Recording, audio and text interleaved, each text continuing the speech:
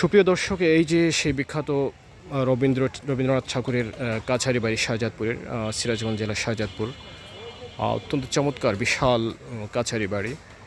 এবং এই কাছারি বাড়িটা আসলে ইতিহাস হচ্ছে, এই কাছারি বাড়িটা 1842 সালের দিকে রবীন্দ্রনাথ ঠাকুরের দাদা ইংরেজদের কাছ থেকে কিনে নিয়েছিলেন। সেটা বলা হচ্ছে প্রায় 1842 সালের দিকে সেটা নিলামে উঠছিল এই বাড়িটা। এবং রবীন্দ্রনাথ ঠাকুরের দাদা দ্বারকানাথ ঠাকুর এই কাছারি বাড়িটা তাদের কাছ থেকে নিয়েছিলেন। এবং সেই 1842 তার মানে তৈরি হয়েছিল 1842-এর আগে, এবং প্রায় 200 বছরের পুরনো এই বিল্ডিং। এবং রবীন্দ্রনাথ ঠাকুরের কবিগুরু বিশ্বকবি রবীন্দ্রনাথ ঠাকুরের স্মৃতি বিজড়িত এই কাছারি বাড়ি। বিশাল বারান্দা, সামনে বিশাল লন। এখানে বসেই কবি রবীন্দ্রনাথ ঠাকুর তার উল্লেখযোগ্য সাহিত্যকর্ম রচনা করেন। তার মধ্যে সবচেয়ে বিখ্যাত হচ্ছে সোনার তরী কাব্য। এবং ইভেন কি যখন সে রবীন্দ্রনাথ ঠাকুর গীতাঞ্জলি কাব্য রচনা করেন, গীতাঞ্জলি কাব্য রচনার শুরুটাও কিন্তু এখান থেকে হয়েছিল। এরকম অসংখ্য কবিতা, অসংখ্য সাহিত্যকর্ম, অসংখ্য নাটক এখানে খণ্ড খণ্ডভাবে উনি রচনা করেছিলেন। এবং এখানে প্রায় 10 বছর উনি এখানে জমিদারির দায়িত্বে ছিলেন। তো আমরা দেখতে পাচ্ছি আসলে এই রবীন্দ্রনাথ ঠাকুরের শাহজাদপুরের কাছারি বাড়ি। সামনে বিশাল লন, এখন নতুনভাবে ফুল গাছ, ফুল বাগান করা হয়েছে, বিভিন্ন নানা রকম ফুল ফুটে আছে এখানে। এবং প্রচুর টুরিস্ট কিন্তু আসলে এখানে আসেন। এই কাছারি বাড়ির ভিউটা হচ্ছে সামনে থেকে এরকম। আমরা দেখতে পাচ্ছি আসলে যদি সিরাজগঞ্জ বা বিশেষ করে শাহজাদপুর যদি কেউ আসেন, আমার মনে হয় এই কাছারি বাড়ি না দেখে যাওয়াটা আসলে এটা একটা অতৃপ্তি থেকে যাবে। এই জন্যেই অনেক সময় আসলে সংকীর্ণতা থাকার পরেও, সীমাবদ্ধ থাকার পরেও আমরা সময় বের করে এই রবীন্দ্রনাথ ঠাকুরের কাছারি বাড়িতে আসলাম। এবং কাছারি বাড়িতে এসে আসলে বুঝতে পারছি কি বিশাল একটা বাড়ি ছিল। এবং রবীন্দ্রনাথ ঠাকুরের এখানেই রবীন্দ্রনাথ ঠাকুর প্রায় 10 বছর ছিলেন, রাত্রি যাপন করতেন, থাকতেন, জমিদারি দেখাশোনা করতেন, তারপর যারা আসতেন এখানে। এবং এই বারান্দায় হয়তো রবীন্দ্রনাথ ঠাকুর, এই সামনের লনে রবীন্দ্রনাথ ঠাকুর বসে বসে কবিতা লিখতেন। সামনের বারান্দায় বসে বসে হয়তো কবিতা লিখতেন, উপন্যাস লিখতেন, বা বিভিন্ন কাব্য গ্রন্থ রচনা করতেন এবং নাটক রচনা করেছেন।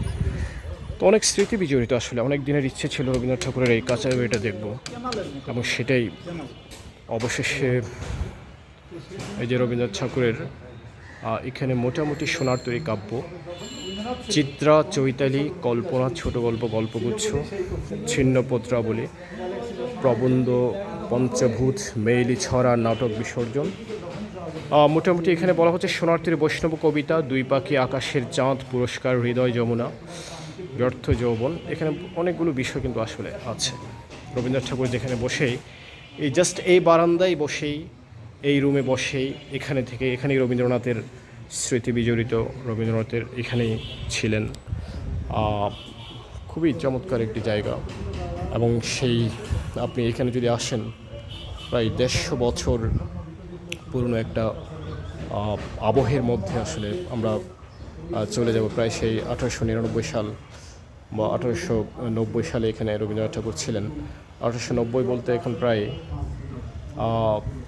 125 বছরের কাছাকাছি, 130-40 বছরের কাছাকাছি সময় এখানে আমরা মোটামুটি একটা এনভায়রনমেন্ট, সেখানে সেরকম একটা স্মৃতি, সেরকম একটা আবহে আসলে আমরা চলে যাই। অসম্ভব সুন্দর এই কাছারি বাড়ি।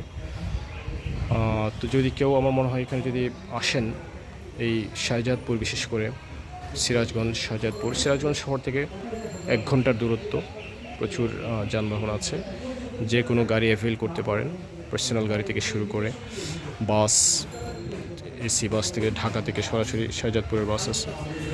সব কিছু মিলিয়ে মোটামুটি যোগাযোগ ব্যবস্থা চমৎকার। এবং শাহজাদপুরের একদম প্রাণ কেন্দ্রে, উপজেলা কমপ্লেক্সের পাশেই, উপজেলা শহরের পাশে, আসলে উপজেলা শহরের মধ্যেই বেসিক্যালি এই রবি ঠাকুরের স্মৃতি বিজড়িত ঐতিহাসিক কাছারি বাড়ি। এসেই মনে হচ্ছে আসলে রবি ঠাকুর এই বারান্দায়, এই বাসায়, এই বাড়িতে, উপরে নিচে, সামনের লনে কত স্মৃতি রবীন্দ্রনাথ ঠাকুরের। তো অসাধারণ feelings, just take back to the 150 years back. It takes us back to 150 years. এবং খুবই চমৎকার একটি জায়গা। তো আমার মনে হয় কারো মিস করা ঠিক হবে না। সবাই যারা যারা সুযোগ হবে এই রবীন্দ্রনাথ ঠাকুরের কাছারি বাড়ি দেখে আমরা অনেক সমৃদ্ধ হলাম। Thank you very much.